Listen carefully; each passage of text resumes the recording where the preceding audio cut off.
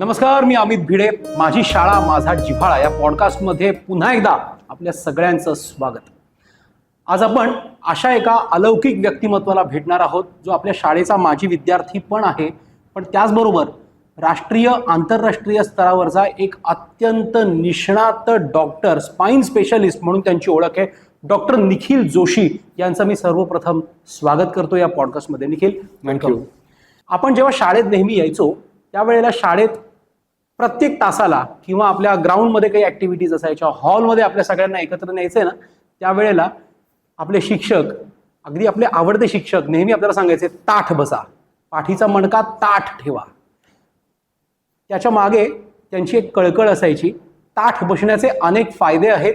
पाठीचा मणका हा तुमच्या अख्ख्या आयुष्याचा किती महत्त्वाचा भाग आहे, तुमच्या शरीराचा किती महत्त्वाचं ते अंग आहे, हे आज आपल्याला या पॉडकास्टमधून समजणार आहे. कारण आपले आजचे गेस्ट डॉक्टर निखिल जोशी हे स्पाइन स्पेशलिस्ट आहेत. त्याच्यात त्यांचं प्रचंड संशोधन आहे आणि त्यांनी अनेक मोठमोठ्या सर्जरी याच्यात केलेल्या आहेत. त्यांच्याशी आपण संवाद साधणार आहोत, पण त्याच्या आधी आपण त्यांची ओळख जाणून घेऊया. आपल्या शाळेचे माजी विद्यार्थी, 1998च्या बॅचचे ते माजी विद्यार्थी आहेत. मी मगाशी म्हटलं तसं आंतरराष्ट्रीय स्तरावर प्रशिक्षित स्पाइन स्पेशलिस्ट ते स्वतः आहेत. टिळकनगर विद्या मंदिरमधून त्यांनी शिक्षण घेतल्याच्या नंतर BJ गव्हर्नमेंट मेडिकल कॉलेजमधून त्यांनी MBBS पूर्ण केलं.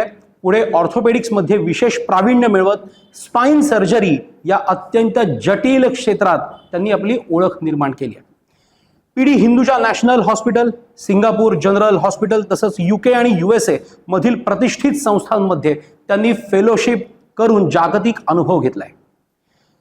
मिनिमली इन्व्हेसिव्ह स्पाइन सर्जरी आणि स्पायनल डिफॉर्मिटी करेक्शन या क्षेत्रात त्यांचा विशेष अभ्यास आहे.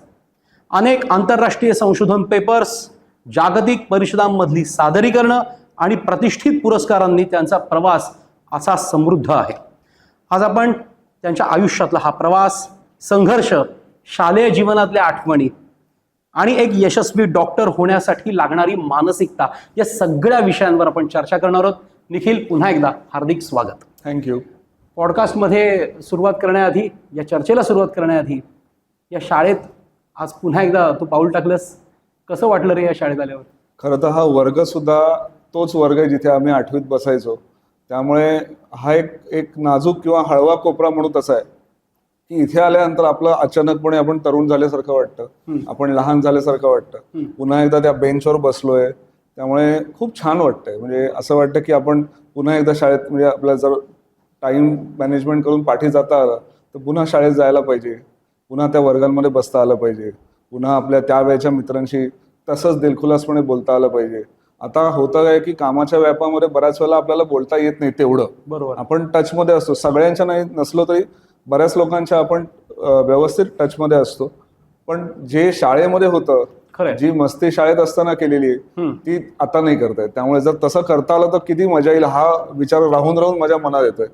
आणि शाळेत असताना ज्या ज्या गोष्टी केल्या होत्या, मग त्याच्यामध्ये अभ्यास तर केलाच, मस्तीही केलीच, पण त्याच्याबरोबर सगळ्या ज्या स्पर्धा आहेत, विज्ञान काय म्हणतात त्याला, आपले समारंभ व्हायचे ज्याच्यामध्ये आपण प्रोजेक्ट्स तयार करायचो किंवा लेझिम खेळायचो.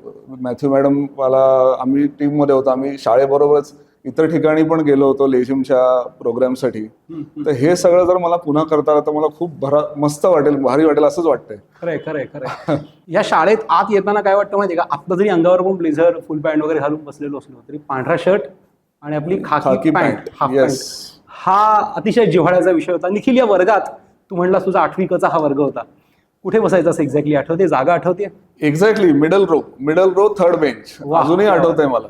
पुन्हा एकदा त्याच जागेवर, काहीशा जवळ, तिकडेच जवळ आपण बसून पुन्हा एकदा आपण ही सगळी उजळणी करणार आहोत. शाळेतल्या गप्पा आपल्याला मारायच्याच आहेत, पण निखिलकडून जाणून घ्यावं असं प्रचंड आहे. त्यामुळे त्याचं वैद्यकीय प्रशिक्षण, त्याच्यानंतर त्याचा वैद्यकीय अनुभव, ह्या सगळ्यावर आपण पहिल्यांदा कॉन्सन्ट्रेट करणार आहोत. सुरुवात करूया आपण आपल्या BJ मेडिकल कॉलेज मधल्या एकूण सगळ्या अनुभवांवरून.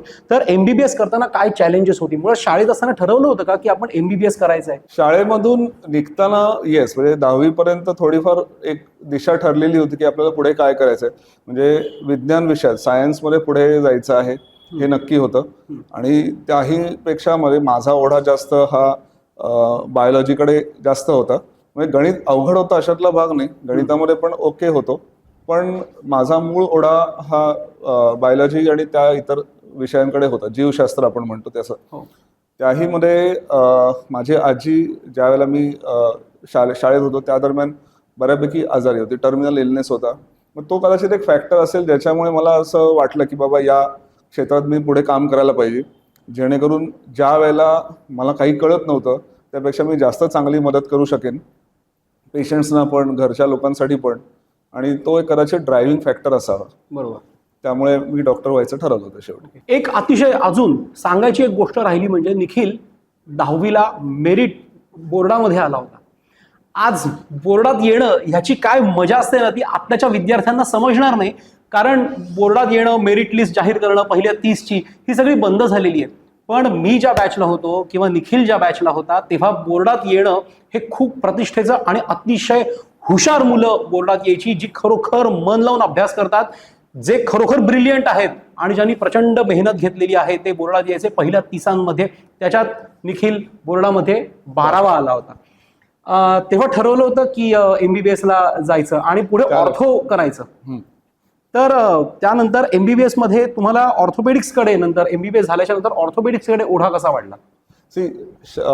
MBBSच्या सेकंड इयरमध्ये जेव्हा आमचं पहिली पोस्टिंग असेल हॉस्पिटलमध्ये, त्यावेळेला मेडिसिन पोस्टिंग असतं, सर्जिकल पोस्टिंग असतं. म्हणजे हे गमतीशीर भाग आहे की मी पहिल्यांदा जेव्हा ऑपरेशन थिएटरमध्ये गेलो तेव्हा मी बघितलं की ऑपरेटिंग सर्जन असा हात धुवून येतोय, मग तो उभा राहतो, मग कोणीतरी त्याला गाऊन चढवतंय, एक आणखीन एक असिस्टंट आहे ते ग्लोव्ज घालतायत, मग कोणीतरी हातात स्काल्पेल देत आहेत, आणि मग तो व्यक्ती ऑपरेशन करतो. हा थाट आवडलेला आहे मला, हे असं काहीतरी करायला आवडेल. आणि नंतर जेव्हा जसं वाचत गेलो, जसा अभ्यास वाढत गेला, तसं तसं लक्षात आलं की आपला पिंड हा सर्जिकल ब्रांचेसकडे आहे.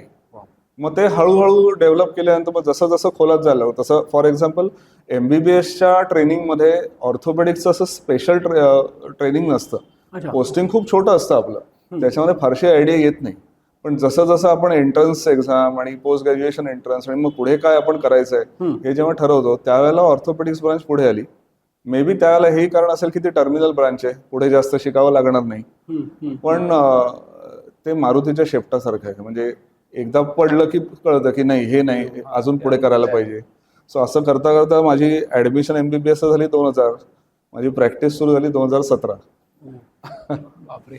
पण एक असं समजलं जातं की ऑर्थोपेडिक्स हे बेसिकली खूप टफ समजलं जातं, ज्याच्यामध्ये त्या वैद्यकीय म्हणजे डॉक्टरांचा किंवा ते शिक्षण घेणाऱ्या विद्यार्थ्याचा अक्षरशः मानसिकपेक्षाही म्हणजे त्याचा शारीरिक कस सुद्धा लागतो. कारण त्यातल्या सर्जरी खूप हार्ड आहेत, म्हणजे ज्याला म्हणतात की हाडांशी डायरेक्ट हे आहेत. हाड हा आपल्या शरीराचा गाभा आहे, त्याच्यामुळे आपण उभं राहू शकतो, चालू शकतो. म्हणजे आपल्याला जो सपोर्ट लागतो कधीही चालण्यामध्ये, बसण्यामध्ये, उभं राहण्यामध्ये, त्या सगळ्यासाठी बेसलाईन जो मूळ गाभा आहे ते हाड आहे. आणि त्याच्यामुळे त्याच्या इंजुरीज होणं याचा अर्थ तुम्हाला सगळ्यात अगदी कोअरपर्यंत इंजुरी झालेली आहे. मग त्या निस्तरणं तेवढंच कठीण काम आहे. आणि त्याचबरोबर त्याच्या आजूबाजूला हाडांच्या मसल्स असतात, ते वेगवेगळ्या पद्धतीने त्या हाडाला ओढत असतात वेगवेगळ्या डायरेक्शनने. ते सगळे फोर्सेस न्यूट्रलाइज करून ते फ्रॅक्चर आहे त्या जागी बसवणं, ते तसंच हील होऊपर्यंत त्याला वेळ देणं, ह्या सगळ्या गोष्टी बघाव्या लागतात. मग त्याच्यामध्ये फिजिक्सही येतं, मेकॅनिक्सही येतं, बायोलॉजी ऑफकोर्स तुम्हाला माहिती पाहिजे. अॅनाटॉमी माहिती नसेल तर तुम्ही हाडापर्यंत पोहोचणार कसं? बरोबर. त्यामुळे तसं जटिल विषय आहे, पण आता त्याच्यातच बरीच वर्ष गेली आहेत, त्याच्यामुळे तेवढं असं वाटत नाही. ऑर्थोकडून नंतर त्याच्यातलाच आता पुढचा प्रांत म्हणजे स्पाइन सर्जरी, तर तिकडे वळण्यामागची काय हे होती, काय?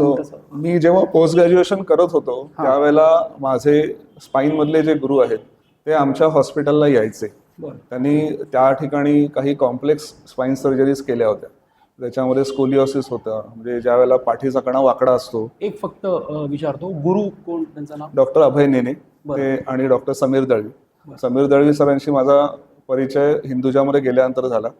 त्या अगोदर डॉक्टर नेने सर आमच्या हॉस्पिटलला, मी जिथे पोस्ट ग्रॅज्युएशन करत होतो तिथे काही केस करायला यायचे. तेव्हा त्यांची ओळख झाली आणि त्यांच्या थ्रू आम्ही पेशंटचं आयुष्य कसं बदलतं, म्हणजे फॉर एक्झाम्पल ज्याला स्कोलिओसिस आहे त्याला एक प्रकारचा न्यूनगंड असतो की माझी उंची कमी आहे, माझ्या पाठीमध्ये एक वेगळा बाक आहे आणि त्याच्यामुळे मी इतरांपेक्षा वेगळा आहे. ऑपरेशन झाल्यानंतर तो बाक सरळ होतोय आणि त्यामुळे मी पुन्हा नॉर्मल झालोय. मग त्याचे काही आफ्टर इफेक्ट्स असतील, थोडाफार स्टिफनेस आहे वगैरे, पण मी सरळ झालोय आणि त्याच्यामुळे जो कॉन्फिडन्स, उंची वाढते, या सगळ्या गोष्टींचा इतका फरक पडलेला मी बघितलाय की this is making a 180 degree turn in person's life. मग त्यावेळेला मी हे ठरवलं की बाबा हे चांगलं आहे, हे मला आवडतंय आणि मला असं काहीतरी करायला आवडेल. आणि मग त्यानंतर मी माझ्या पोस्ट ग्रॅज्युएशन संपल्यानंतर सरांना जाऊन भेटलो आणि मग माझी स्पाईन सर्जरीची पुढची वाटचाल सुरू झाली. क्या बात आहे. रेसिडेन्सी दरम्यानचा एखादा मेमोरेबल पेशंट केस एखादी आठवण? रेसिडेन्सीपेक्षा आता प्रायव्हेट प्रॅक्टिसमध्ये मी म्हणेन की म्हणजे एस्पेशली आता माझ्या प्रॅक्टिसमधले जे पेशंट असतात ते बऱ्याच वेळेला सिनियर सिटीजन असतात. तर त्यांना बऱ्याच वेळेला प्रत्येक ठिकाणी मदतीची गरज भासते. ओके. ज्या गोष्टी आपण सहजपणे वयाच्या 30-40 करतो ते त्यांना जमत नाहीत आणि मग ते समजत नाही म्हणा किंवा ते ऍक्सेप्ट होत नाही आणि त्याच्यामधनं प्रॉब्लेम्स होऊ शकतात की माणूस पडतो, ऍक्सिडेंट होतो, फ्रॅक्चर होतात. आणि म्हणजे मला एक केस आठवते, एक आजी होत्या, त्यांना खाली पडलेली काहीतरी गोष्ट काढायची होती. त्यांनी अचानक सोफा उचलायला गेल्या आणि त्याच्यात त्यांना फ्रॅक्चर झालं, दोन्ही पायातली ताकद गेली. मग अशा याच्यामध्ये इमर्जन्सीमध्ये त्यांचं ऑपरेशन करावं लागलं. मग ऑपरेशन केल्यानंतर हाडं ठिसूळ आहेत या वयामध्ये, तर त्यांना परोपरीने मला समजावं लागलं की आजी आता तुम्हाला सांभाळावं लागेल, तुम्हाला पुढे वागता येणार नाही किंवा हाडांचा ठिसूळपणा कमी करण्यासाठी वेगळी औषधं द्यावी लागतील. पण जी व्यक्ती बेडरिडन होती, तिला पाय हलवता येत नव्हते, आज तिच्या नातीला शाळेत सोडायला जाते, हा माझ्यासाठी खूप मोठा अवॉर्ड आहे. खरंय खरंय. कारण तिला स्वतःला पण त्या आजीला वाटलं की येस मी चालू शकते, आता मी कोणावर अवलंबून नाही. आणि त्या उलट ती तिच्या मुलांना आता मदत करू शकते मुलांचा सांभाळ करण्यासाठी. आय थिंक मेजर गोष्ट आहे. It's a major difference in any person's life. कारण बेडरिडन राहण्यामध्ये आपण परावलंबित्व खूप जास्त होऊन जातं. सेम गोष्ट होते जेव्हा यंग पेशंट्स असतात ज्यांना इंजुरी होते, रोड ट्रॅफिक ऍक्सिडेंट असो, उंचावरून पडलेलं असो. आता एक ट्रेकर आहे जो 150 फुटावरून खाली पडला कारण त्याचा एक दोरीवरचा हात सटकला. तर जो संगणक अभियंता होता, जो रोज 3 तास प्रवास करून ऑफिसला जायचा, त्याला तो आता बेडरिडन झाला. पायामधली ताकद जेव्हा तो आला तेव्हा 0 होती. मग अशा वेळेला ऑपरेशन अर्जंटली करून जेवढी काही आपण स्पेस त्या नसेला देऊ शकतो तेवढं आपण केलेलं होतं. आज 1 वर्षाने किमान नॉर्मल नाही पण तो एल्बो क्रच घेऊन चालू शकतोय आणि त्याचा इतका फायदा झालाय की तो स्वतः आज जिम करतो, त्याच्यामधले वेगवेगळे पॉडकास्ट तयार करतो आणि तो स्वतःच्या युट्यूब चॅनलवर टाकतो की this is what I can do. And he is being an inspiration for many other patients similar to him. And that is a very good thing. एक ना असं नेहमी म्हटलं जातं की तुम्ही ज्या फील्डमध्ये काम करताय तिकडे तुमच्यात एक संवेदना हवी, संवेदनशीलता हवी, त्याबरोबर डॉक्टरांना एक सहवेदना सुद्धा असावी लागते. ह्या उदाहरणांवरून डॉक्टर निखिल जे बोलत आहेत त्या उदाहरणांवरून हे वारंवार दिसतं.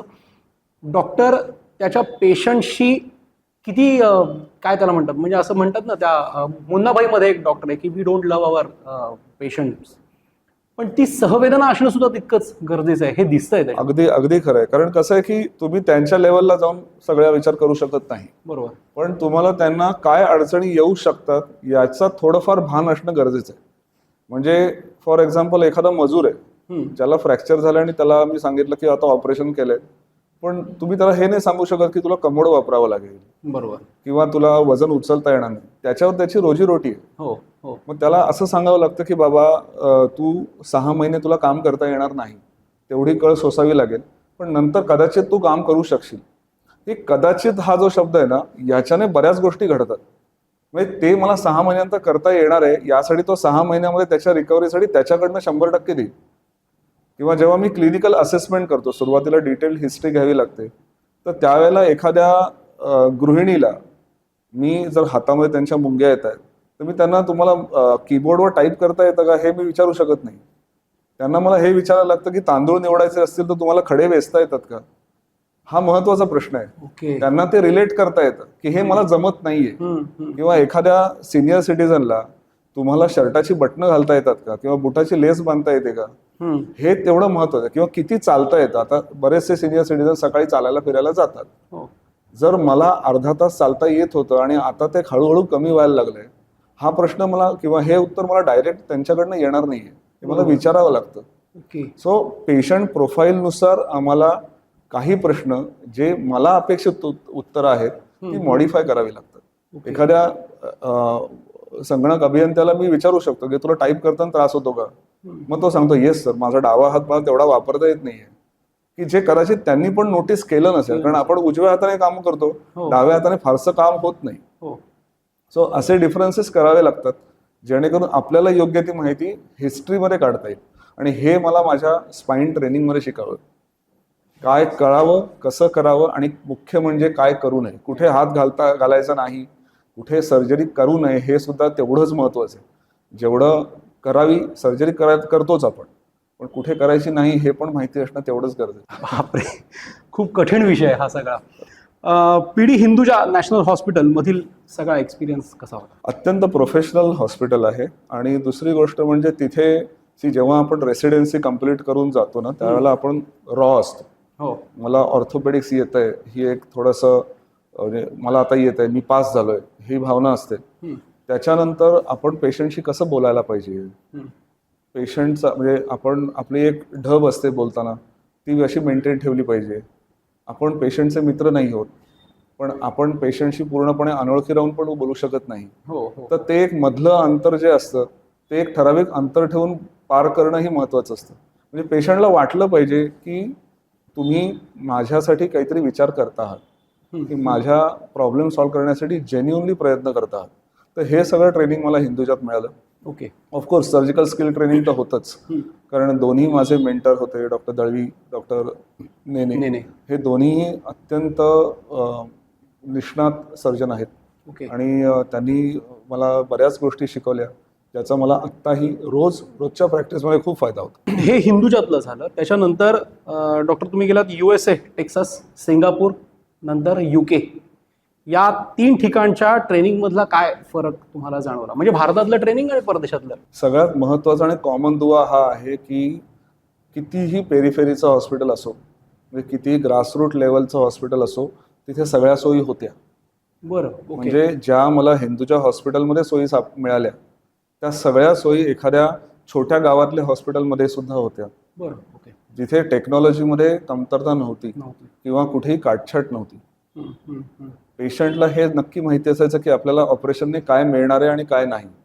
आवाजावी अपेक्षा नाहीत आणि जे काही होतं ते स्पष्ट सांगितलं जायचं.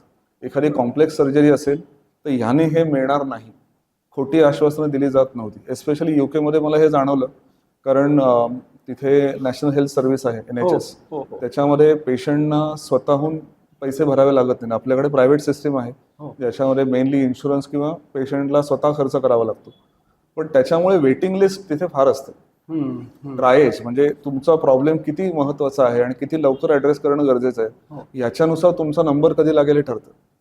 त्यामुळे बऱ्याच वेळेला वाट बघावी लागते. फॉर एक्झाम्पल आपण स्लिप डिस्क म्हणतो, व्हेरी कॉमन प्रॉब्लेम, ज्याच्यासाठी इथे 3-4 दिवशी तुम्ही स्पाईन सर्जनला भेटू शकता. इंग्लंडमध्ये स्लिप डिस्कचा पेशंट ज्याला पायामध्ये कमजोरी नाहीये किंवा एमर्जन्सी पर्यंत परिस्थिती गेलेली नाहीये, त्याला स्पाईन सर्जनला भेटायला किमान 2 महिने लागतात. त्यांना आधी जनरल प्रॅक्टिशनरकडनं औषधं घ्यावी लागतात, फिजिओथेरपी करावी लागते. हे सगळं झाल्यानंतर जर का त्यांना बरं वाटत नसेल तर his name will be entered in a waiting list. मग त्यानंतर त्या व्यक्तीच्या वेटिंग लिस्टवर त्याचा नंबर कधी लागेल त्यानुसार तो माणूस त्या कन्सल्टंटला भेटायला येईल. पण हे थोडं धोकादायक नाही वाटत? म्हणजे एखाद्या याच्यात खूप लवकर उपचारांची गरज आहे. So that is triage. So triage म्हणजे कुठे एमर्जन्सी आहे. सो एमर्जन्सीसाठी कॅज्युअलिटी किंवा A&E आहे, ऍक्सिडेंटल इमर्जन्सी. तुम्हाला वाटलं की बाबा एमर्जन्सी आहे, you can always reach out to the casualty. पण एमर्जन्सी काय आहे हे तिथले डॉक्टर ठरवतात एमर्जन्सी मधले. मग एखाद्याला एमर्जन्सी नसेल त्यांच्या लेखी तर त्यांना कदाचित वाट बघावी लागू शकते. खूपच प्रोफेशनल अप्रोच. येस. तर इंटरनॅशनल ही सगळी हेल्थकेअर सिस्टीम आणि इंडियन हेल्थकेअर सिस्टीम या संदर्भात एकूण काय ऑब्झर्वेशन्स मग तू केलीस? म्हणजे ऑब्झर्वेशन हे comparative आहे observations. की आपल्याकडे प्रायव्हेट सिस्टीम जास्त आहे. हो. सरकारी हॉस्पिटलमध्ये तेवढी आपण म्हणजे गर्दी नसते, म्हणजे गर्दी असते, पण given a choice patient will always opt for a private setup rather than government. तिथे हा ऑप्शन नाही आहे. अच्छा. दुसरी गोष्ट, availability of doctors is very much possible in India. तुम्ही किती लेटेस्ट, आपण 1-2 आठवड्यामध्ये तुम्हाला कुठल्याही स्पेशालिस्टची अपॉइंटमेंट मिळून जाते. एक नाही तर दुसरा, 2 नाही तर, हां, तुम्हाला स्पेसिफिकली कोणाला भेटायचं असेल तर वेळ लागू शकतो, पण हे स्वातंत्र्य परदेशात नाही आहे. सो त्या 2 गोष्टी महत्त्वाच्या मला जाणवल्या. पण आय थिंक बाकी टेक्निकली म्हणाल किंवा स्किल वाईज म्हणाल तर तिथे सुद्धा आता भारतीय डॉक्टर्स जास्त आहेत, अमेरिकेमध्ये म्हणा किंवा इंग्लंडमध्ये म्हणा. पण टेक्निकॅलिटीमध्ये किंवा सर्जिकल स्किल्समध्ये आपण कुठेही कमी पडत नाही. टेक्नॉलॉजी म्हणजे जी यंत्र किंवा जी यंत्रसामुग्री आपल्याला अवेलेबल होते ती कदाचित आपल्याकडे थोडी कमी पडते, पण स्किल्समध्ये आपण कुठेही कमी नाही. ओके. स्किल्समध्ये we are at par with the world standards, rather sometimes better. तुमचे मेंटर्स म्हणजे डॉक्टर समीर दळवी आणि डॉक्टर अभय नेने यांच्याकडून काय मिळालं? मी मगाशी म्हटलं तसं की समीर दळवी सर माझे पहिले गुरु, कारण माझी पहिली फेलोशिप त्यांच्याकडे झाली. आणि त्यांच्याकडनं मला हे नक्की कळलं की आपल्याला जास्त वर्ष याच्यामध्ये घालावी लागणार आहेत ट्रेनिंगमध्ये. त्यांनी मला सांगितलं होतं की तुला जर स्पाईन सर्जन म्हणून प्रॅक्टिस करायची असेल तर 1 वर्ष पुरेसं नाही, तुला काही वर्ष याच्यामध्ये द्यावी लागतील आणि मग तू प्रॅक्टिस करू शकशील. आणि ते खरं आहे, म्हणजे 1 वर्षाच्या फेलोशिपमध्ये सगळ्या गोष्टी कळत नाहीत, तुमचा हातही तेवढा साफ होत नाही. आणि दुसरं महत्त्वाचं म्हणजे त्यांनी मला हेही शिकवलं की कुठे तुला नाही म्हणता आलं पाहिजे, की बाबा ह्या ऑपरेशनने तुम्हाला फायदा होईल हे जर नक्की असेल तरच तुम्ही ऑपरेशन करा, नाहीतर नाही. नेने सरांनी पण आम्हाला म्हणजे व्हरायटी ऑफ केसेस आणि काय म्हणतात त्याला सर्जिकल स्किल्स शिकवण्यामध्ये अगदी त्यांचा खूप मोठा हात आहे. त्याचबरोबर त्यांचं व्यक्तिमत्व बहुआयामी आहे. म्हणजे he is not only the surgeon, त्यांचा स्वतःचा बँड आहे, he is a avid cyclist and marathoner. त्यानंतर he is a very good orator and academician. त्यांचे म्हणजे इंटरनॅशनली सुद्धा आणि नॅशनली सुद्धा बरेच प्रेझेंटेशन्स आहेत, त्यांच्या नावे बरेच अवॉर्ड्स आहेत आणि रेग्युलर जिम करतात. So he is a person, म्हणजे त्यांच्यासारखं होता आलं पाहिजे. आपल्याला तेवढं नाही वेळ मिळत म्हणा किंवा आपल्या प्रेफरन्सेस थोडेसे वेगळे आपल्याला द्यावे लागतात, पण एकाच आयुष्यात किती गोष्टी करता येऊ शकतात हे त्याचं चांगलं उदाहरण आहे. हा सगळं आतापर्यंत आपण चर्चा करूया ना, ही वैद्यकीय प्रशिक्षण या आता पुढे म्हणजे डॉक्टर निखिल जोशी एक निष्णात स्पाईन स्पेशलिस्ट, आता आपण त्या सेगमेंटकडे वळूया. मिनिमली इन्व्हेसिव्ह स्पाईन सर्जरी म्हणजे काय, साध्या भाषेत काय असतं? स्टँडर्ड स्पाईन सर्जरीमध्ये काय असतं की आपण एक मोठा कट घेतो आणि जो प्रॉब्लेम आहे तो आपल्याला समोर दिसतो, तो आपण ट्रीट करतो आणि टाके घालून जखम बंद करतो. सो आपल्याला मोठा कट घेऊन जो प्रॉब्लेम आहे त्याच्यावर झेरो डाऊन करायला लागतं. सो बघायला गेलं तर आपली दृष्टी अशी असते, मिनिमली इन्व्हेसिव्ह मध्ये दृष्टी अशी असते. तुम्हाला कट छोटा घ्यावा लागतो आणि प्रॉब्लेम जो आहे आत तो सॉल्व्ह करायला लागतो. याचे फायदे हे असतात की तुम्हाला कट छोटा असल्यामुळे ऑपरेशनचं दुखणं कमी राहतं, ब्लड लॉस कमी राहतो, त्यानंतर रिकव्हरी पटकन होते कारण पेन किलर्स जास्त लागत नाही, त्यामुळे बेड रिडन ठेवावं लागत नाही. इट्स अ न्यू थिंग, म्हणजे सेम काम करण्याची एक वेगळी पद्धत आहे ज्याच्यामध्ये सुरुवातीचे ॲडव्हान्टेजेस खूप चांगले आहेत, त्याचे डिसएडव्हान्टेज पण आहेत. रेडिएशन जास्त होतं कारण आपल्याला दिसत नसल्यामुळे आपल्याला रेडिएशन, एक्सरे या सगळ्याचा मदत घ्यावी लागते, नॅव्हिगेशन घ्यावं लागतं काही केसेसमध्ये. आणि त्याच्यामुळे जे आपल्याला इन्स्ट्रुमेंट्स आपण वापरतो they are more technologically driven. मग त्याच्यासाठी तुम्हाला ट्रेनिंग लागतं. त्याचबरोबर ते आता आपण प्रायव्हेट सेटअपमध्ये आहोत तर त्याची कॉस्ट काही वेळेला जास्त जाऊ शकते. तर आपल्याला ह्या सगळ्या गोष्टी बघाव्या लागतात. म्हणजे NHS मध्ये असताना कदाचित या गोष्टीचा विचार करावा लागला नसता कारण पेशंटला पैसे भरावे लागत नाहीत आणि त्यामुळे तिथे आपल्याला फ्री हँड मिळू शकला असता. पण जेव्हा प्रायव्हेट सेटअपमध्ये आपण काम करतो त्याला प्रत्येक पेशंटला आपण मिनिमली इन्व्हेसिव्ह सर्जरीचा फायदा देऊ शकू असं नाही. आणि त्याचबरोबर प्रत्येक केसला सुद्धा मिनिमली इन्व्हेसिव्हने उपयोग होईल असंही नाही. म्हणजे आपल्याकडे येणारे पेशंट हे बऱ्याच वेळेला अगदी प्रॉब्लेम आता सहन होत नाही या लेवलला आल्यानंतर आपण ऑपरेशनला येतात. जे बाहेरच्या देशामध्ये तशी परिस्थिती नसते.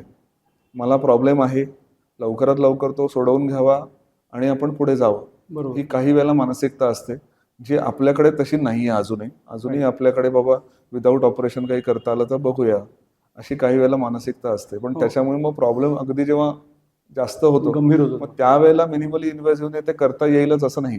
बरोबर. मल्टिपल लेवलला असेल किंवा स्पाईनमध्ये काही चेंजेस झालेले असतील की जिथे मिनिमली इन्व्हेसिव्हचा वापर करता येणार नाही, अशा वेळेला आपल्याला ओपन टेक्निकच चालू ठेवावं लागतं. तर निखिल, आपण रोजच्या आयुष्यात वावरताना आपण इतर आजारांची आपल्याला खूप माहिती असते, पण आपला अतिशय महत्त्वाचा शरीराचा भाग असलेल्या पाठीच्या मणक्याविषयी सर्वसामान्यांमध्ये फारशी जागरूकता नसते किंवा आपण त्याविषयी फारशी काळजीच घेत नाही. काय नेमके मणक्याचे आजार होतात, हे नेमके काय असतात, कितपर्यंत कुठल्या लेव्हलपर्यंत ते गंभीर होऊ शकतात? पाठीचा कणा, आपण द्विपाद प्राणी आहोत, आपण 2 पायावर चालणारे प्राणी आहोत. त्यामुळे कमरेच्या वर अख्ख्या शरीराचं वजन आपल्या पाठीच्या कण्याला पेलावं लागतं. त्यामुळे जर आपण त्याची काळजी घेतली नाही तर त्याचे प्रॉब्लेम होणारच. आता जसं प्राण्यांमध्ये ते 4 पायांवर चालत असल्यामुळे त्यांचा पाठीचा कणा हा नेहमी जमिनीला समांतर असतो, त्यामुळे त्यांना त्याच्यावर वजन पडतच नाही. बरोबर. त्यामुळे प्राण्यांमध्ये कधी आपण स्लिप डिस्क झाल्याचं बघितलेलं नाही. बरोबर. सो आता प्रॉब्लेम आपल्याकडे कसा आहे की बदलती जीवनशैली म्हणा, जास्त वेळ बसून काम करणं म्हणा, किंवा व्यायामाचा अभाव, प्रोसेस्ड फूड किंवा रेडीमेड फूडचा अतिरेक, या सगळ्यामुळे वाढलेलं वजन म्हणा, आणि व्यायामाची इच्छा आहे पण वेळ मिळत नाही या सबबीखाली व्यायाम न करणं, किंवा त्याचा उलटा भाग म्हणजे खूप जास्त व्यायाम करणं, या दोन्हीमुळे प्रॉब्लेम होऊ शकतात. सो बसलेल्या पोझिशनमध्ये आपल्या स्पाईनवर सगळ्यात जास्त प्रेशर असतं. सो इट इज कन्सिडर्ड की sitting is like a new smoking.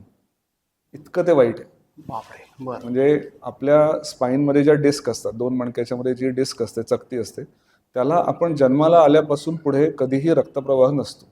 त्यामुळे एकदा ती डॅमेज झाली तर that is damaged for life. Okay.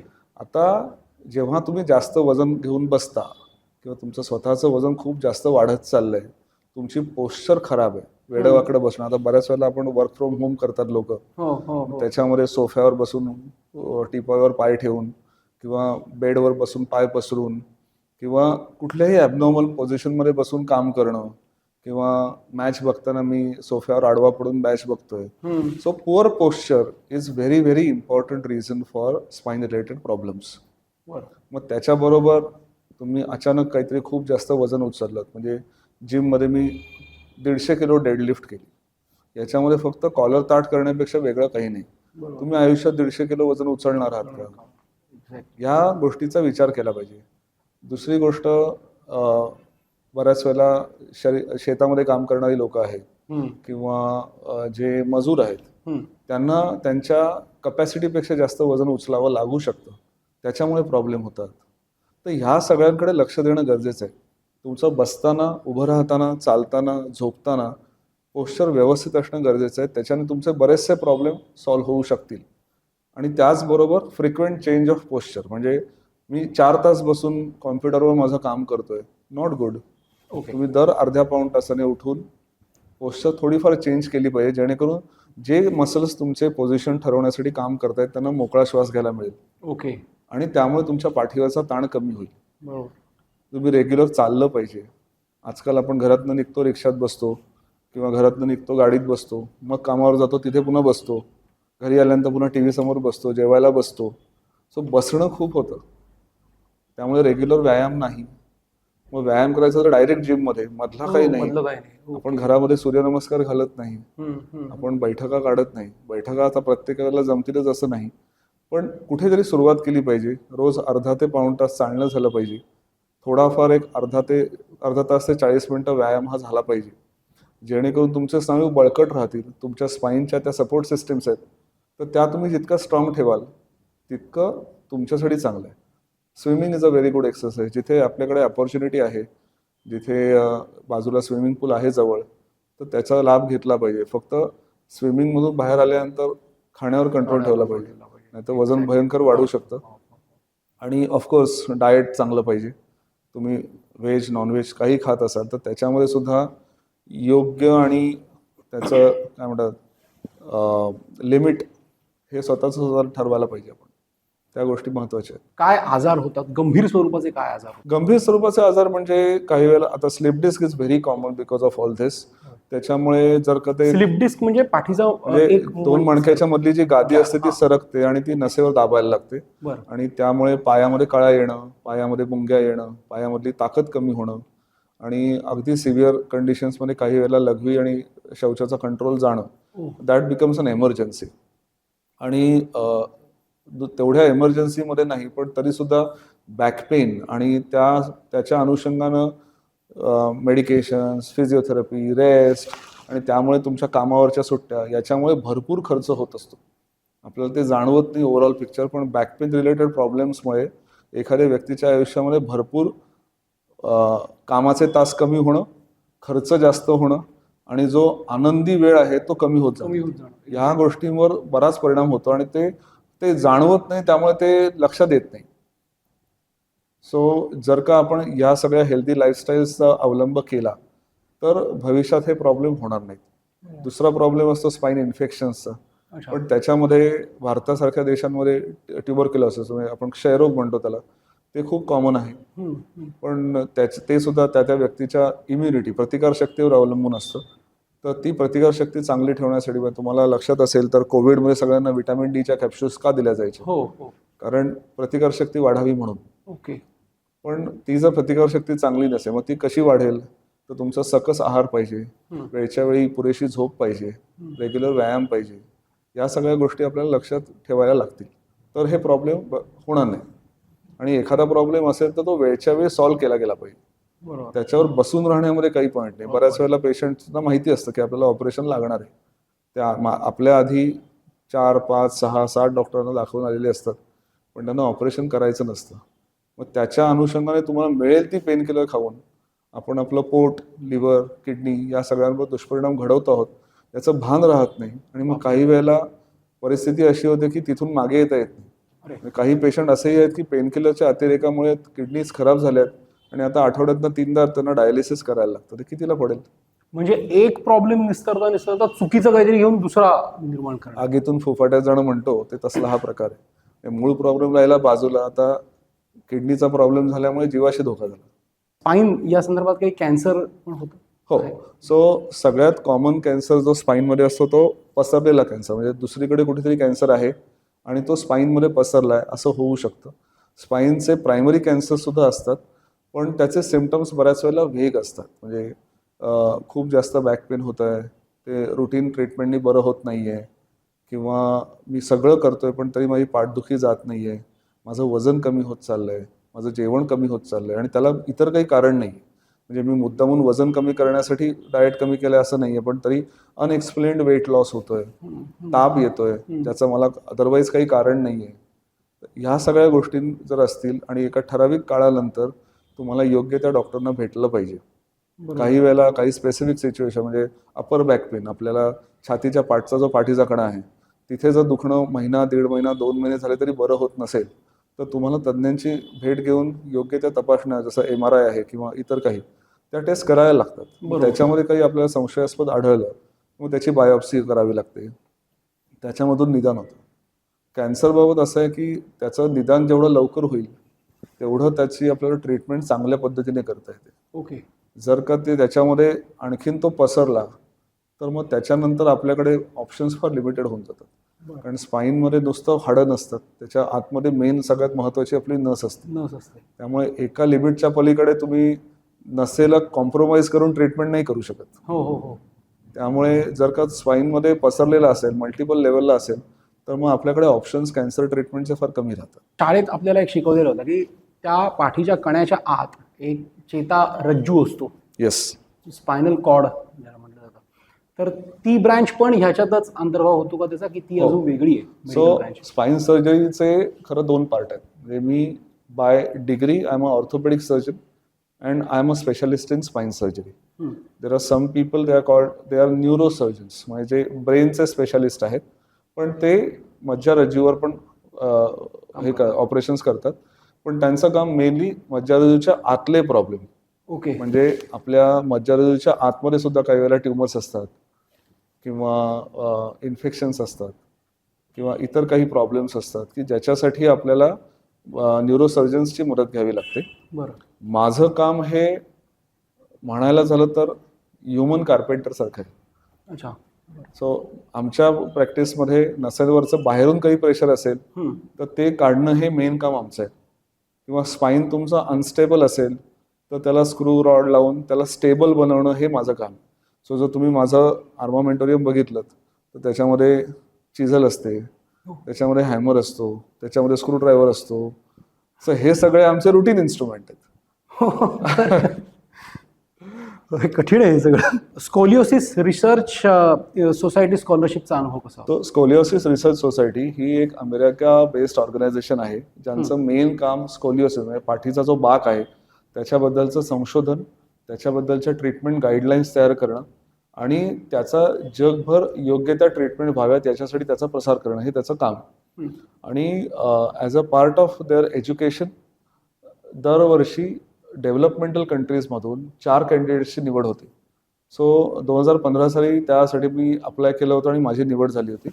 So त्यामध्ये आमचे स्पाईन सर्जरीमधले जे इंटरनॅशनल लेवलचे गुरु आहेत, ज्यांचे आम्ही चॅप्टर्स वाचतो, ज्यांचे आम्ही पेपर्स वाचतो, हे सगळे आपल्याला बघायला मिळतात, त्यांचं लाईव्ह ऐकायला मिळतं, त्यांना काही प्रश्न विचारायचे असेल तर विचारता येतात. तर ह्या सगळ्यासाठी एक कॉन्फरन्स असते जी त्यांची ॲन्युअल कॉन्फरन्स असते, ज्याच्यासाठी ह्या 4 कॅन्डिडेट्सना ते स्कॉलरशिप देतात. म्हणजे त्यांचा जाण्या येण्याचा, राहण्याचा, कॉन्फरन्सचा सगळा खर्च हा त्या सोसायटीकडून दिला जातो. आणि त्यासाठी मी निवडला गेलो होतो आणि it was a wonderful experience. म्हणजे ज्यांचे आपण चॅप्टर्स वाचतोय त्यांना प्रत्यक्षात भेटता येणं, त्यांच्याशी बोलता येणं, त्यांचा जो रिसर्च आहे तो आपल्याला त्यांच्या तोंडून ऐकता येणं यापेक्षा जास्त चांगली गोष्ट नाही. आणि ऑफकोर्स अमेरिकेला त्याच्यामध्ये ते अमेरिकेत होतं, त्याला मिनेसोटामध्ये होतं, त्यामुळे तिथे जायला मिळालं. तिथला सगळा तो एक्सपिरियन्स चांगला होता आणि त्याचा नक्कीच फायदा झाला इथे. आपण ह्या सगळ्या चर्चा करतोय, गप्पा मारतोय, त्याच्यात आपल्या सगळ्यांना एक जाणवलेलं असेल की या टिळकनगर शाळेने कसली माणसं घडवलीत जबरदस्त. म्हणजे हे ऐकतानाच किती भारी वाटतंय का, किती सुंदर वाटतंय की 4 विद्यार्थ्यांची निवड होते, 4 कॅन्डिडेट्सची निवड होते. त्याच्यात आमच्या शाळेचे डॉक्टर निखिल जोशी यांची निवड झाली. प्रत्येकासाठी हा अभिमानास्पद अनुभव आहे. त्यांच्या तोंडून ऐकताना सुद्धा. निखिल, खरोखर कॉंग्रॅच्युलेशन्स इतकी मोठी अचिव्हमेंटसाठी. आपण आता ह्या सगळ्या ऐकून म्हणजे स्पाईन सर्जरी ह्या सगळ्या सेगमेंटकडून आता पुढच्या सेगमेंटकडे जाऊया. ॲक्टिंग, सिंगिंग ह्याची सुद्धा खूप आवड आहे. फोटोग्राफी शिकायची आहे, त्याची आवड आहे मुळातून. मी एकदम बरेच वेळा पाहिलंय की वैद्यकीय क्षेत्रातली मंडळी आहेत ना, ते खूप चांगल्या कला जोपासताना मी अनेकांना पाहिलेलं आहे. तर हे कसं काय, म्हणजे त्या एक थोड्याशा वृक्ष, थोड्याशा वातावरणातून बाहेर येण्याचा हा मार्ग असतो की काय, प्रेरणा काय? याचं श्रेय मी पुण्याला देईन, कारण मी पुण्यात होतो MBBS ला शिकायला. आणि पुणे हे कलेचं माहेरघर आहे. तिथे आपल्याला बऱ्यापैकी ऑप्शन्स असतात. सो जेव्हा मी MBBS ला जेव्हा होतो तेव्हा आमच्या कॉलेजची पुरुषोत्तम करंडक स्पर्धेमध्ये एंट्री असायची. बरं. आणि त्याच्यासाठीची जी टीम होती आमचं नाटक होतं 7.5 ऑन रिश्टर स्केल. तर या नाटकाचं त्यावेळेला अल्फा TV मराठी होतं. तर सेकंड राऊंडमध्ये जी नाटकं गेली आहेत त्या नाटकांचं शूटिंग व्हायचं. So I think that was my first experience in front of camera. मी स्टेजवर नव्हतो, माझं काम लाईट्स आणि याच्याकडे होतं, पण मला पहिल्यांदा बसवलं होतं सगळे कॅमेरे फोकस करताना. आणि त्यावेळेला पुष्कर श्रोत्री होते आणि त्यांनी आम्हाला असंच कम्फर्टेबल केलं होतं की बाबा काही काळजी करू नका, सगळं व्यवस्थित होईल. पण तो एक्सपिरियन्स खूप छान आहे. म्हणजे एक तर ती आंतर महाविद्यालयीन स्पर्धा आहे, त्यामुळे त्याचा एक तो जो स्पर्धेचा जोर असतो ना तो फार छान होता. म्हणजे दुसऱ्या राऊंडची तिकीटं रात्री 12 वाजता तिकीट खिडकी ओपन व्हायची आणि 12:05 हाऊसफुल व्हायची. वाव. तर त्या तिकीट खिडकीच्या बाहेर सदाशिव पेठेत रस्त्यावर आम्ही बसून रांगा लावलेल्या आहेत की तिकीटं मिळायला पाहिजेत. त्याच्यानंतर एक तिथे त्याच भरतनाट्य मंदिरमध्ये एक दुसरी स्पर्धा व्हायची ज्याच्यामध्ये सेम नाटकासाठी मला राज्यस्तरीय बॅकग्राऊंड म्युझिकचं पारितोषिक आहे. वंडरफुल. सो त्यावेळेला कसं होतं की CD नव्हत्या, कॅसेट्स होत्या. तो आपण जो स्टेजच्या समोर जो खड्डा असतो त्या खड्ड्यामध्ये बसून म्युझिक अरेंजरवाल्याचं तिथे काम असायचं. तर जो समोरचा वाजायचा आहे पीस तो सुरुवातीपासून वाजला पाहिजे. पण आपण जेव्हा ऐकून आता पुढचा सीन येईपर्यंत आपल्याला ऐकावं लागतं आणि तो पॉज करावा लागतो. तो पॉज करताना पण तो थोडासा पुढे जातो ना. मग ती कॅसेट काढून उलटी 1/4 किंवा अर्धा फिरवायची आणि ती पुन्हा पॉज लावून ठेवायची. जेव्हा तो पॉज सुटेल तेव्हा तो खरा आवाज येईल. सो हे सगळं परम्युटेशन कॉम्बिनेशन करून शिकायला लागलं. आमच्या कॉलेजच्या ऑडिटोरियममध्ये रात्र बसून आम्ही नाटकाची प्रॅक्टिस केलेली आहे. तर ह्या सगळ्या गोष्टी जितक्या शाळेच्या आठवणी आहेत ना तितक्याच या रम्य आठवणी आहेत. शाळेचा आमच्या कॉलेजचा ऑर्केस्ट्रा ग्रुप होता, त्याच्यामध्ये मी निवेदक होतो, सिंगर होतो. आणि सुरुवात माझी निवेदका म्हणून झाली होती. आणि कल्याणी फेस्टिवल म्हणून आहे पुण्यामध्ये, त्याच्यामध्ये तुम्ही जी 4-5 गाणी वाजवता त्याचबरोबर तुम्हाला एक कविता दिली जाते, त्याला तुम्ही चाल लावायची असते आणि पूर्ण ऑर्केस्ट्रेशन करायचं असतं. बापरे, ही कठीण आहे. कठीण आहे. सो त्याच्यामध्ये सुद्धा आमच्या कॉलेजला त्यावेळेला बेस्ट परफॉर्मन्सचं बक्षीस मिळालं होतं BJ मेडिकलला आणि आय वॉज द बेस्ट कम्पेअरर. क्या बात आहे. पण मेडिकल प्रोफेशन ठीक आहे, त्याचा अतिशय कठीण अभ्यास म्हणजे खूप वेळ खाऊ अभ्यास असतो. हा समजून घेण्याची प्रक्रिया त्यातली खूप क्लिष्ट असते आणि त्याच वेळेला ह्या इतर हॉबीज या कला जोपासणं तर हे खूप महत्वाचं आहे का कुठे त्याच्यात? डेफिनेटली तुम्हाला कुठेतरी व्हेंट आउट व्हायला लागतं. तुम्हाला प्रचंड ताण असतो, तुम्हाला वेळ कमी असतो, अभ्यास भरपूर असतो. याच्यामधनं तुम्ही जर सारखा अभ्यास नाही करू शकत, तुम्ही एका क्षणी कोलमडून जाल. मग ह्या सगळ्या गोष्टी ज्या आहेत, नाटक म्हणा, एखादं वाद्य वाजवणं म्हणा, अवांतर वाचन म्हणा किंवा भटकणं म्हणा, मी भरपूर भटकंती केलेली आहे पुण्यामध्ये. सगळे गड किल्ले झालेले आहेत, त्यानंतर ट्रेकिंग झालेलं आहे. म्हणजे बेसिक ट्रेनिंग, मला काही ट्रेकिंग असं येत नाही आता, पण बेसिक जे आहे ते भरपूर आम्ही गड किल्ले बघितलेले आहेत. तिथे जाऊन रात्री राहिलेलो आहे, स्वतः सगळ्यांनी मिळून स्वयंपाक केलेला आहे अंधारात, without any single electrical light. तर ह्या सगळ्याचा अनुभव खूप चांगला होता. आणि म्हणजे मला असं वाटतं की या सगळ्यांनी तुमचं आयुष्य समृद्ध होतं. तुम्ही एका रेषेत फक्त मेडिकल म्हणून चालू शकत नाही. आणि हे कुठल्याही प्रोफेशन बद्दल आहे की तुम्ही जितके वेगवेगळे अनुभव घेत जाल तेवढं तुम्हाला प्रत्येक गोष्टीचा फायदा होतो कुठे ना कुठेतरी. बरोबर आहे. म्हणजे तुम्हाला तुमचा टेन्शन कसं वेंट आउट करायचं आहे, तुम्हाला विरंगुळा म्हणून काहीतरी पाहिजे, अचानक एखादा खूप बिझी डे गेला असेल तर संध्याकाळी तुम्ही 1-2 छान गाणी ऐकलीत किंवा तुम्हाला गिटार वाजवता येत असेल, थोडी वेळ गिटार वाजवली, तुमचं टेन्शन निघून जातं. खरं आहे. आणि हे खूप महत्वाचं आहे, especially in busy doctors life. It is important to vent out. आणि मग त्याच्यासाठी या सगळ्या हॉबीज महत्वाच्या असतात, पण त्याच्यासाठी वेळ देता आला पाहिजे आणि त्याच्यासाठी तेवढा वेळ काढता आला पाहिजे. या व्यतिरिक्त आणखी एक म्हणजे तुझा बायोडाटा वाचताना एक जबरदस्त त्याच्यात खरोखर अभिमान वाटावी अशी एक गोष्ट मला वाचायला मिळाली, ती म्हणजे ब्लड डोनेशन. आणि तू करत असलेलं सामाजिक कार्य, तर त्याविषयी. बऱ्याच वेळेला आम्ही बघतो की मेजर इंजुरी असेल, ऍक्सिडेंट असेल, तर सुरुवातीला भरपूर लोक असतात पेशंट बरोबर. जसं कळतं की रक्त द्यायची गरज आहे त्यावेळेला बरेचसे लोक मागे होतात. आणि मग पेशंटच्या नातेवाईकांना जे खरंच जवळचे आहेत त्यांना खूप धावाधाव करावी लागते. आणि नाही म्हटलं तरी आपल्याकडे अजूनही रक्तपेढ्यांची संख्या कमी आहे. आणि जे तुम्हाला काहीच करावं लागत नाही, तुम्हाला पैसे द्यावे लागत नाहीत, तुम्हाला कुठे मुद्दाम त्याच्यासाठी जावं लागत नाही आणि ते तुमच्या शरीरात पुन्हा तयार होणार आहे. सो जर का तुम्ही रेग्युलर ब्लड डोनर असाल तर उलट तुमची हेल्थ जास्त चांगली राहते. हे जेव्हा मला माहिती आहे तर मग मी त्यावेळेला निर्णय घेतला की आपण रेग्युलर डोनेट केलं पाहिजे. So I am a regular blood donor. प्रत्येक वाढदिवसाला मी माझ्या ब्लड डोनेट करतो. आणि जे आयडियली तुम्ही 3 महिन्यात एकदा 3 का 6 महिन्यामध्ये एकदा तुम्ही करू शकता. सो जेव्हा कधी गरज असेल, काय असेल, कोणाचा मेसेज आला की असं असं आहे, त्यावेळेला मी ब्लड डोनेट करतो. ब्लड डोनेशन या प्रकाराशी मी खूप स्वतःला कनेक्ट करू शकतो. म्हणजे ह्या तू जी आता इमोशन मांडलेली आहे, भावना मांडलेली असते अशी, कारण मला स्वतःला ब्लड डोनेशन करायला खूप आवडतं. मी 51 वेळा आतापर्यंत ब्लड डोनेट केलेलं आहे. आणि दर 3 महिन्यांनी मला कॉल येतो. माझा ब्लड ग्रुप आहे ए निगेटिव्ह, त्याच्यामुळे ते खूप रेअर ग्रुप, त्याच्यामुळे त्यांचा कॉल आला की मी जातो कुठे. करेक्ट. तर ते 3 महिने झालेले नसतील तर नाही जात, झालेले असतील तर जातो. त्याच्यात खूप छान अनुभव येतात. तुम्हाला काहीतरी तुम्ही विचारलं पेशंट कोण आहे, तर ते सांगतात 7 दिवसाची बच्चू आहे किंवा असं काही सांगितलं की तुम्हाला काहीतरी घरी जाताना स्वतःलाच असं एक छान फिलिंग येतं की अरे आपण कोणाला तरी उपयोगी पडलो. हो, डेफिनेटली. ही खूप मोठीच एस्पेशली ब्लड प्रोडक्ट्स, म्हणजे आता डेंग्यू झाला तर त्यावेळेला प्लेटलेट्स द्यावे लागतात. सो तिथे पण प्रॉब्लेम होतो, म्हणजे नॉट नेसेसरी होल ब्लड. तर आपण जे रक्त देतोय ते रक्तच वापरलं जाईल असं नाही. एक्झॅक्टली. हो, त्याचे कॉम्पोनंट वेगळे करून 4 वेगवेगळ्या लोकांना त्याचा फायदा होऊ शकतो. बरोबर आहे. आणि जर याने तुम्हाला स्वतःला काही नुकसान नसेल तर आय थिंक हे प्रत्येकाचं कर्तव्य. हा, तुम्ही मेडिकली फिट पाहिजे, तुमचं हिमोग्लोबिन एका ठराविक लिमिटच्या वर पाहिजे, तरच तुम्ही ब्लड डोनेट करू शकता. पण otherwise it is a very good thing that a person can do for another person.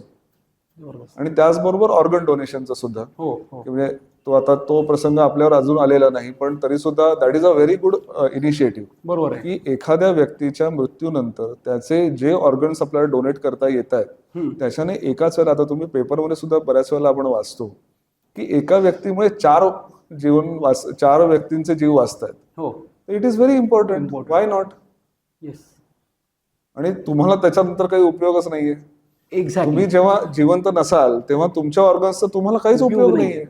जर तुम्ही निरोगी आहात, तुम्हाला काही मेडिकल प्रॉब्लेम्स नाही आहेत किंवा तुम्हाला अशी काही सिच्युएशन नाहीये की जिथे तुमच्या ऑर्गन्सचा काही उपयोग होऊ शकत नाही, तर मग ठीक आहे, मग त्याला काहीच करू शकणार नाही तुम्ही. पण जर अदरवाईज अशी परिस्थिती नाहीये तर आय थिंक हे सगळ्यात छान गोष्ट आहे की जी तुम्ही दुसऱ्या अनोळखी माणसासाठी करू शकता. नॉट नेसेसरी तुमच्या ओळखीचं कोणी असायला पाहिजे. खूप छान विचार आहे हा. निखिल, ह्या सगळ्या एकूण प्रवासामध्ये म्हणजे ह्या वैद्यकीय क्षेत्रातल्या प्रवासामध्ये अशा काही सर्जरी तू पाहिल्या असतील ज्या खरोखर क्लिष्ट होत्या, खरोखर कॉम्प्लिकेटेड होत्या, त्याच्यात तुला अनेकदा स्वतःला जाणवलं असेल की अरे हे कठीण आहे, म्हणजे पण अशा वेळेला असं काही उदाहरणं सांगू शकतो? आहेत, म्हणजे ट्रेनिंग फेजमध्ये आम्ही काही परदेशामधून पेशंट आले होते डॉक्टर दळवींकडे, ज्यांना बऱ्याच ठिकाणी स्कोलिओसिस सर्जरी तुमची होऊ शकत नाही असं सांगितलं होतं. आणि ती सर्जरी केली आणि त्यानंतर ती पेशंट बरी होऊन गेली हॉस्पिटलमधनं.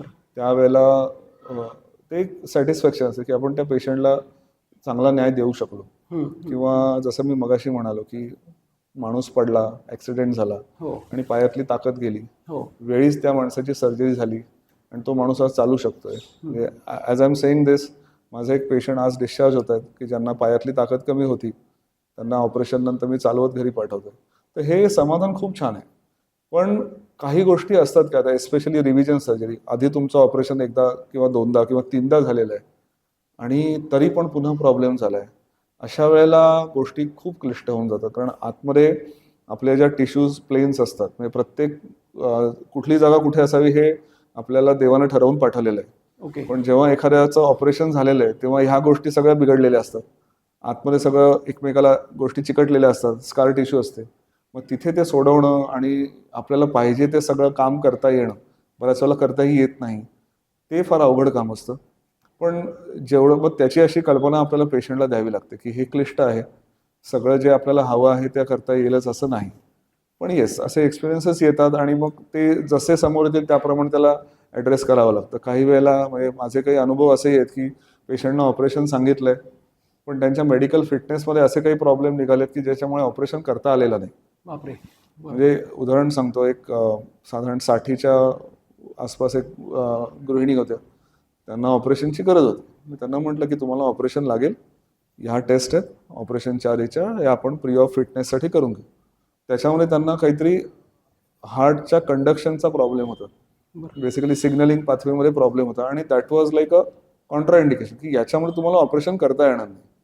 आता सुदैवानं त्या हयात आहेत आणि शी इज फॉर एव्हर ग्रेटफुल की याच्यामुळे कदाचित मला कळलं तरी की मला प्रॉब्लेम आहे, तोपर्यंत मला माहितीच नव्हतं. बरोबर, एक्झॅक्टली. किंवा एक स्कोलिओसिसचाच मुलगा होता की ज्याला फिटनेससाठी मी कार्डिओलॉजिस्टकडे पाठवलं, बाबा सगळं ठीक आहे ना, बघून घेऊया म्हणून.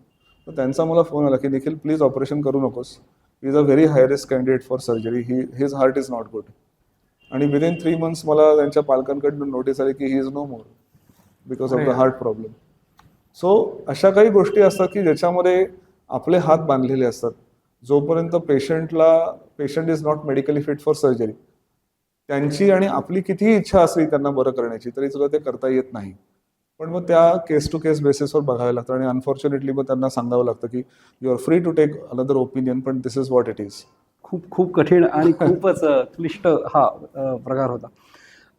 आज अनेक विद्यार्थी हा पॉडकास्ट बघत असतील. येस. म्हणजे माझी विद्यार्थ्यांना तर अभिमान आहेच की आमच्यातला निखिल जोशी आज the great Nikhil Joshi doctor आहे. पण जे भावी विद्यार्थी आहेत, या टिळकनगर शाळेचे विद्यार्थी आहेत, इतरही शाळांचे विद्यार्थी आपला शाळेचा हा पॉडकास्ट बघत असतील, त्यांना तू विशेषतः काय संदेश देशील ज्यांना मेडिकल फील्डमध्ये जायचं आहे? पहिली गोष्ट म्हणजे वाट बघण्याची तयारी ठेवा. मेडिकल फील्डमध्ये तुम्ही 4 वर्षात कामाला लागू शकत नाही. इंजिनिअरिंग झालेले किंवा इतर कुठल्याही फील्डमधले जे लोक आहेत ते कदाचित तुमच्या अगोदर नोकरीला लागतील, कमवायला लागतील, त्यांची घरं होतील, तुम्हाला वाट बघायला लागणार. कारण MBBS नुसतं होऊन फायदा होत नाही, तुम्हाला पुढे शिकावं लागतं आणि त्यासाठी पुन्हा प्रत्येक स्टेपला आपल्याकडे एंट्रन्स एक्झाम आहे. त्यामुळे वेळ लागू शकतो. सो सगळ्यात महत्त्वाचं म्हणजे वाट बघायला शिका आणि तिथे तुम्ही ऐन वेळेला घसरून चालत नाही. कारण तुमच्यासाठी आता पुढे काय हा प्रश्न असणारच आहे नेहमीच. दुसरी गोष्ट म्हणजे खूप जास्त अभ्यासाची तयारी पाहिजे, कारण ते केल्याशिवाय तुम्हाला गत्यंतर राहत नाही. आणि तिसरी गोष्ट म्हणजे तुम्ही कंपॅशनेट पाहिजे, तुमचं पॅशन पाहिजे की त्या विषयात मला हे करायचं आहे. तुम्हाला आवडत नसेल तर कोणीतरी सांगतंय की कोणीतरी माझा मित्र म्हणतोय किंवा मैत्रीण म्हणते म्हणून मी डॉक्टर पेशाला जाऊ शकत नाही. बरोबर आहे. ते तुम्हाला स्वतःहून असलं पाहिजे, तरच तुम्हाला त्याचा फायदा होईल. पण एकदा त्याच्यात पडलात की ते सुंदर आहे, त्याच्यापेक्षा चांगली गोष्ट नाही. म्हणजे जॉब सॅटिस्फॅक्शन जे म्हणतो ना आपण, ते या फील्डमध्ये खूप छान आहे आणि इकॉनॉमिक रिवॉर्ड्स हे मिळतात.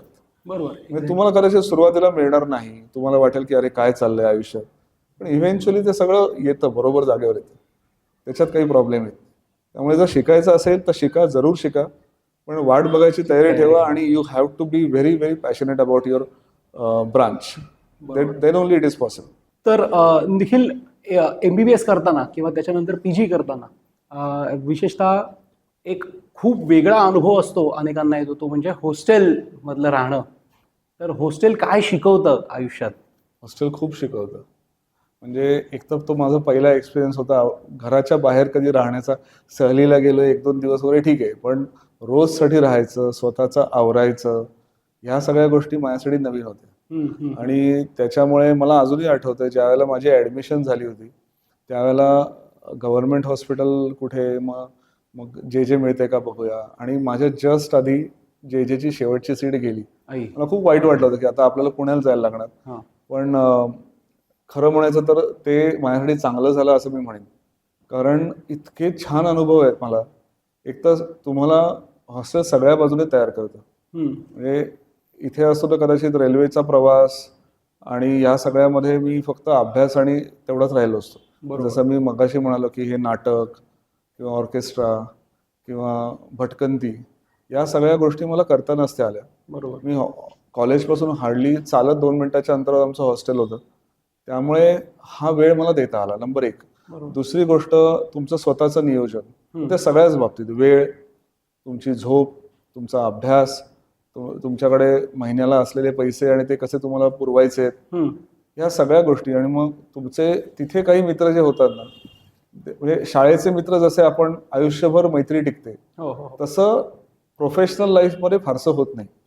पण MBBS ही शाळा आहे ना, मेडिकल एज्युकेशनची, त्यामुळे तिथले जे मित्र झालेत ते पण आयुष्यभर टिकणारे मित्र. म्हणजे पोस्ट ग्रॅज्युएशन मधले मित्र आहेत ते प्रोफेशनली आम्ही छान मित्र, पण अगदी असं गळा भेट होऊन आपण मित्र राहू असं नाही. पण हॉस्टेलवर जे होते, आम्ही एकत्र केस प्रेझेंटेशन्स केलेले आहेत, आम्ही एकत्र अभ्यास केलेला आहे, रंगपंचमी होळीच्या वेळी हे धुडगूस केलेलं आहे, मॅच खेळलोत क्रिकेटचे, या सगळ्या गोष्टी ज्या आहेत आणि त्याच्यामध्ये हे सगळं आपण तिथे राहून केलंय. म्हणजे इनफॅक्ट माझे असे काही मित्र आहेत की जे पुण्यात राहणारे होते, पण ते आमच्या रूमवर पडीक असायचे, कारण त्यांना तो अनुभव अदरवाईज घेता नसता.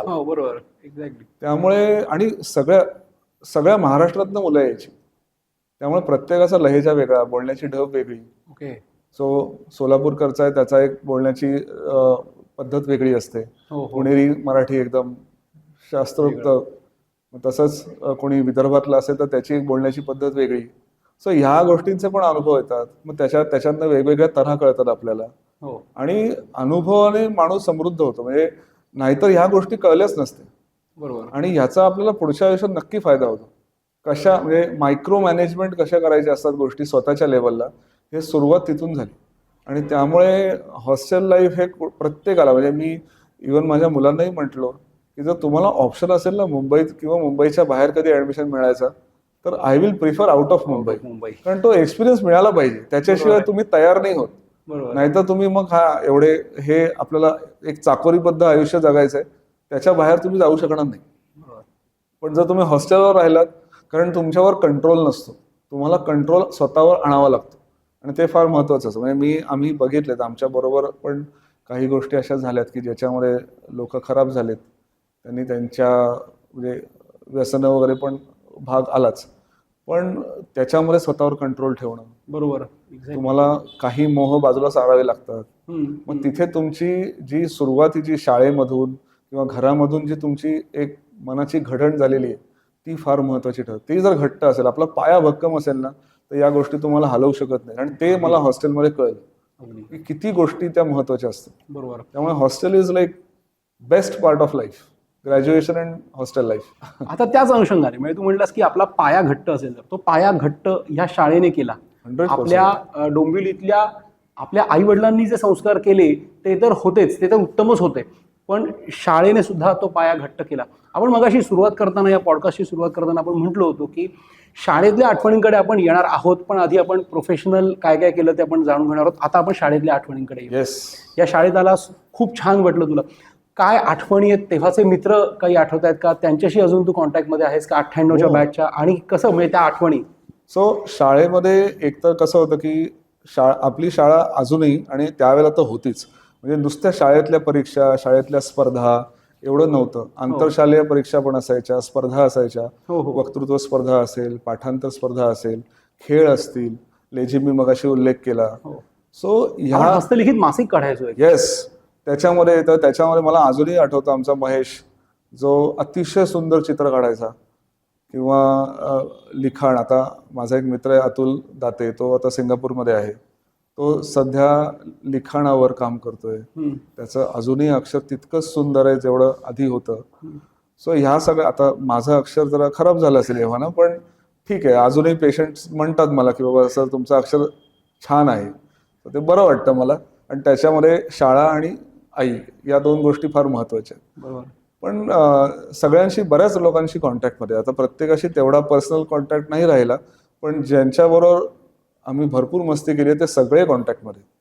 आणि त्याचा मला भरपूर फायदा झाला की आपल्या वक्तृत्व स्पर्धांमुळे स्टेज फिअर जो असतो तो नाही, किंवा अजिबात बोलता येणार नाही, किंवा आपलं म्हणजे एकदम ब्लॉक बसणं जे म्हणतं ते जनरली होत नाही. आणि म्हणजे मला हेही आठवतं की काही वेळेला माझ्यासाठी माझे मित्र भांडलेत की बाबा तुम्ही याला नंबर का नाही दिला, याला ज्याला नंबर दिला त्याच्यापेक्षा हा चांगला म्हणत होता. हे सुद्धा एक्सपिरियन्सेस झालेले आहेत. आणि ते फार छान आहे. म्हणजे ती जी त्याला म्हणजे ती जी मैत्री होती म्हणा, किंवा ती जी कॉम्पिटिशन असायची ना, त्याच्यामध्ये मला काहीतरी मिळणार आहे आणि ते मिळण्यासाठी तुला काहीतरी मी खाली खेचलं पाहिजे ही भावना कधी नसायची. त्याच्यामुळे ती एक कुठलाही अभिनिवेश न ठेवता जी हेल्दी कॉम्पिटिशन असायला पाहिजे तशा असायच्या. आणि त्याचा पुढच्या आयुष्यात नक्की फायदा झाला. आपल्या शिक्षकांच्या काही आठवणी? शिक्षकांच्या म्हणजे खूप चांगल्या आठवणी आहेत. म्हणजे मॅथ्यूबाई आम्हाला विज्ञानाला होत्या 6वी-7वीला. त्याच्यानंतर मला खूप इच्छा होती कराटे शिकायची, पण त्यावेळेला काही झालं नाही मला. पण आत्ता मी मध्ये माझ्या मुलीबद्दल सुद्धा बोललो होतो, पण अगेन तेच होतं की आता ठाण्यामधनं इकडे येणं शक्य होणार नाही. पण हे होते मनीषा कुलकर्णीबाई होत्या मराठीच्या, त्यांनी पण आमचं मराठी, म्हणजे कसं आहे ना, धड्याच्या अनुषंगाने बाजूचे रेफरन्सेस पण दिले गेले पाहिजेत. आणि ते छान करायच्या, मला ते आवडायचं. गोरबाळकर बाई होत्या गणिताला, त्यानंतर टांगसाळीबाई होत्या इंग्लिशला, अत्रेबाई होत्या संस्कृतला, इवन इथे 8वीमध्ये या वर्गामध्ये राजूरकर बाई होत्या गणिताला. ह्या आता 6वीमध्ये आमच्या 8वीमध्ये गांधीबाई होत्या.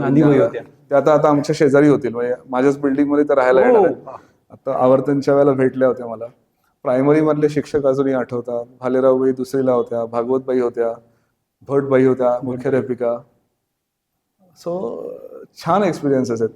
इव्हन सरांमध्ये रानडे सर, शिंपी सर, त्यानंतर तामसे सर, चौधरी सर समाजशास्त्र विषयाचे, पळदेबाईंच्या घरी जायचो आम्ही क्लासला. त्यांनी तर आम्हाला म्हणजे भूगोल शिकवण्यासाठी त्या आम्हाला श्रीवर्धनच्या त्यांच्या घरी घेऊन गेल्या की समुद्र किनाऱ्याच्या आजूबाजूला, म्हणजे इतकं छान. आणि त्या शिकवायला म्हणजे स्टुडंट म्हणून नाही शिकवलं त्यांनी कधी, त्याच्यामुळे ते खूप छान बसले. अजूनही कधी मी श्रीवर्धनला वगैरे गेलो तर मला हटकून आठवण येते मॅडमची की इथे आम्ही मॅडम बरोबर आले. पळदेबाई शिकवण्याची त्यांची हातोटीच वेगळी होती.